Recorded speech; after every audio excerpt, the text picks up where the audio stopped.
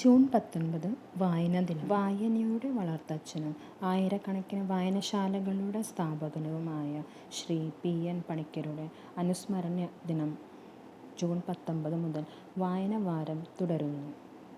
നമ്മുടെ വായനശാലയിൽ അക്ഷരദീപം കൊളുത്തി തുടക്കം കുറിച്ചു.